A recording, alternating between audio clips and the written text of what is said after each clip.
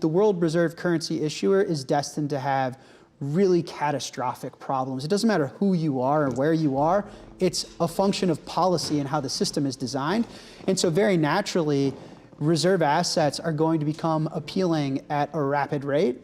And so I think it makes all the sense in the world that the United States has stumbled into the position they're in now, which is, hey, this world reserve currency status thing, this sucks. And this Bitcoin thing's pretty cool.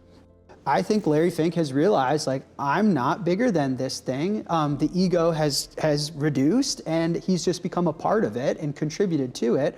And I think it's paying dividends. It is his most successful product ever. So that's the Bitcoin story, is you think you're smarter than it, you think you're bigger than it, you think you're more successful than it, and then you realize you're not. And it's in your best interest to just be a part of it.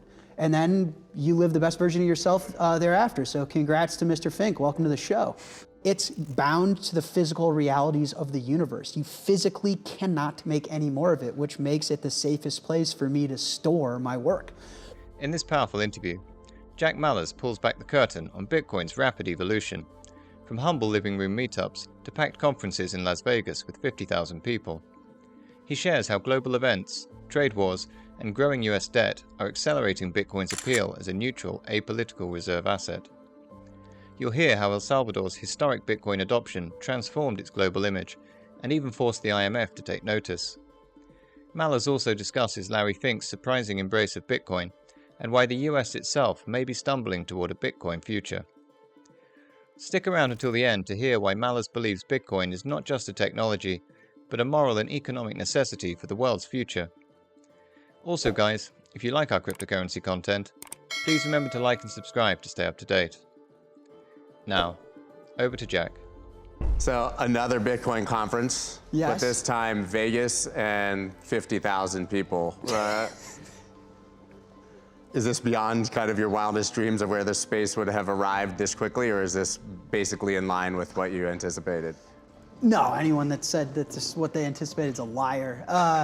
I just told the story, actually. My first Bitcoin meetup was in my living room. My stepmom created the first meetup in Chicago. I came home from school and Andreas Antonopoulos was on my couch, like, sit down, bucko, I gotta tell you how money works. And so to think that I went from that to Las Vegas and giving keynotes, no, this is the coolest thing in the world. You know, in other respects, nothing about Bitcoin surprises me at this point. It feels manifest, unstoppable technology that's destined to push humanity forward. So it's probably split emotions, I would say. But we wouldn't have arrived here, I don't think, unless the administrative, legislative, regulatory situation had shifted, right? So this could have been a very different conference. I'm not saying any of it would have stopped Bitcoin per se, but we have this sort of Goldilocks moment right now where it feels like you can do all the things you want to do. Yeah, I mean, listen, I don't think anyone owns Bitcoin because of what someone in the White House is tweeting, right? If I own Bitcoin because of what a president said or didn't say, then, you know, I'd be poor. So, I mean, we all own it because it's apolitical. It's been successful no matter what a government has done or not done for it. But I do think what is bipartisan is we're living through probably the most fascinating macroeconomic time of our era. I think we're living through a monetary regime change. I'd be shocked if the dollar, the current iteration of the dollar as the world reserve currency, were to remain. So I do find this administration's support for Bitcoin to be very interestingly timed. And then now we're in trade wars and what's going on with China. I think it is as cool a time to be working on Bitcoin as I've ever seen in my 13 years. So we used to be the crazy people when we talked about that monetary shift and Bitcoin becoming the global reserve currency. And a few months ago, Larry Fink, the CEO of the largest asset manager in the world, said, if the dollar continues in its path, it will hyperinflate, our debt will explode, and Bitcoin will become the global reserve currency. Yeah, our new CMO. I mean, it's wild. Yeah. But I mean, what do you make of people like that now seemingly understanding? I think a lot of people were skeptical of the BlackRocks of the world coming in, but when you hear someone like him talk, it sounds like he's legitimately orange-pilled. Well, for me, it's validating, right? Like, Bitcoin doesn't need you, you need Bitcoin. The first step of adopting Bitcoin is humbling yourself, and you are not the main character. That was my advice to El Salvador, that's my advice to anyone that cares to listen, is that this thing is bigger than all of us, which I think is one of the most important parts of having a neutral reserve asset.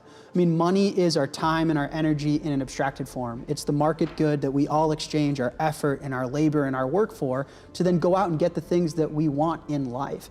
And so to have that be a neutral asset that no one is bigger than is critically important. So I think Larry Fink has realized, like, I'm not bigger than this thing. The ego has reduced, and he's just become a part of it and contributed to it. And I think it's paying dividends. It's its most successful product ever. So that's the Bitcoin story: is you think you're smarter than it, you think you're bigger than it, you think you're more successful than it, and then you realize you're not. And it's in your best interest to just be a part of it. And then you live the best version of yourself thereafter. So congrats to Mr. Fink. Welcome to the show. Jack Mallers reflects on El Salvador's bold move to adopt Bitcoin, calling it a turning point not just for the country, but for the global perception of what Bitcoin can achieve. Once overlooked, El Salvador embraced the Bitcoin network and its global allies, from Michael Saylor to Larry Fink, and is now seeing real benefits: a treasury nearing $1 billion, rising credit ratings, and successful IMF negotiations that once seemed impossible. Mallers credits Bitcoin with empowering El Salvador in a way no other technology ever has. Unlike phones or the internet, Bitcoin gave the country financial sovereignty and a chance to rewrite its story. He explains that what made El Salvador unique was its lack of a national currency. It already used the US dollar, so there was no central bank resisting the change. That same advantage doesn't exist in most nations, where governments still cling to their monetary control. But ironically, Mallers believes the next El Salvador moment could happen in the US itself. With rising debt, weakening global trust in the dollar, and a legacy of tech innovation, America may be forced to embrace Bitcoin not as an experiment, but as a solution. You talked about El Salvador, right? It's sort of there in passing, and I don't know if I've ever asked you for an El Salvador update. Obviously, for those who don't know or maybe weren't here, you made the announcement, right, at a much smaller Bitcoin conference at Mana Winwood that they were adopting Bitcoin as legal tender. It was still one of the most surreal moments, even for me, and I think for anyone in the space that happened. Me too. But talk about where they're at now, years later, and what Bitcoin's done, in your opinion, for El Salvador. I'm proud of El Salvador. When I was having the meetings with the government, this was a la February, January even of 2021. They wanted to it wasn't only about Bitcoin. It was, let's be tough on crime. Let's be clean. What are innovative policies that would invite, El Salvador is never the home of Google engineers, MIT professors, the most brilliant financial minds in Wall Street. It never attracted that level of talent, and it was, how can we become a beautifully aesthetic place for humanity to prosper and turn our story around? And Bitcoin became a core nucleus of that, because guess what? If you buy Bitcoin and you become a Bitcoiner, it's an open network. You're all of a sudden on Michael Saylor's team. You're on Larry Fink's team. You're on Jack Dorsey's team. Now you're on President Trump's team. And El Salvador got that early, and they understood, lean into the network effects and the economy's scale of an open network that is all empowering to all of us that buy into it. And it's paid dividends. I think their Bitcoin treasury is almost worth $1 billion. They've been able to renegotiate deals with the IMF they would have never in a million years. Their credit rating has just gone up and up. They might be, Moody's just downgraded the US. They might be more creditworthy than us. So I couldn't be more proud of them re-engineering their story. And I think it goes to show just how inclusive and empowering Bitcoin is. Name me another technology that could empower in 180 an emerging market that was devastated after a civil war like that. They all had access to iPhones, they've had access to television, the radio. Nothing could have done that except Bitcoin, in my opinion. So I'm proud of them, and I'm thankful for their contribution to the story. But it begs the natural question: if the entire world has seen this, which they have, why haven't we seen a second El Salvador yet? Well, I think El Salvador I think we're about to see a second El Salvador in the United States, but in the United States, I was like, are we getting another announcement? I think what made El Salvador unique is at the time they didn't have their own currency. So what people don't understand about El Salvador, at least widely, is they went through a devastating civil war, lost their own currency. And so again, if money is not only just a piece of paper that you use to get pizza, but it is your life's contribution stored in a market good for you to either save or exchange later. It is a representation of your work, your effort, your labor, who you are, your life's work. And so for people that have the luxury to print that, forgiving that luxury is something that no central bank or government is interested in doing. So El Salvador was unique in that they could not print their own money. They were using the US dollar. They were looking for new life, a way to build a better future. And Bitcoin was a bit more natural because they didn't have to forgive the superpower of printing time and energy. Argentina, going through austerity, all sorts of terrible times, but they get to print money. They get to print money and they get to use the military and force and jail time and the courts and judicial system to force you to use it.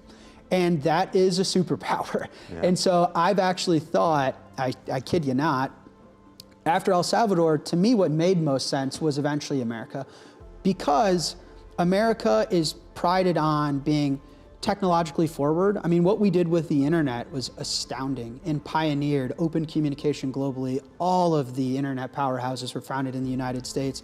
Leader of democracy, leader of property rights, leader of the free world. Bitcoin felt right for us. Now also we're the world reserve currency issuer, which means we have the most debt, which means we run the most fiscal deficits, which means naturally we're going to start to have an interest in not being the world reserve currency and to owning and stockpiling and eventually transitioning into some world reserve asset status. And so it made a lot of sense to me. I felt Bitcoin was very American and that it is inevitably going to solve our problem of like this Triffin's dilemma that is compounding right in our face. Yeah, I think there's a more cynical or sinister side too to why El Salvador was so successful, which is that the United States couldn't attack their currency. Yeah. So you saw Argentina start to talk about actually some level of Bitcoin adoption. The IMF came in and World Bank and said, no, no, no. And they could attack their currency, and which we've seen and El countless Salvador times in history. had like such a, Bukele, as far as innovating, younger, his appeal to his population, he's the most popular politician in the world. So it was in many ways a perfect storm to be an innovative first mover. It was like a Michael Saylor-esque moment for those that weren't around back then of perfect leader, perfect moment, perfect time, perfect country. And how replicable that was, I think people got ahead of their skis a little bit. But I do think the next iteration of that is the world reserve currency issuer is destined to have really catastrophic problems. It doesn't matter who you are or where you are. It's a function of policy and how the system is designed. And so very naturally, reserve assets are going to become appealing at a rapid rate.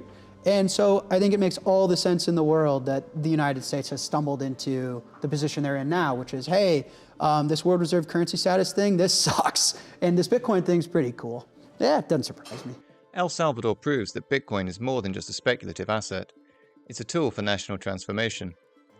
By adopting it early, they tap into a global network of innovators, gain economic momentum, and reposition themselves on the world stage. Their success challenges long-held assumptions about who gets to lead in the global financial system. Now, with the US facing mounting debt and a declining grip on reserve currency status, the same forces that pushed El Salvador toward Bitcoin are beginning to surface at the heart of the current system. As Jack Mallers points out, Bitcoin isn't just for the underdogs. It's becoming a rational choice for those seeking stability, sovereignty, and a future-proof monetary foundation.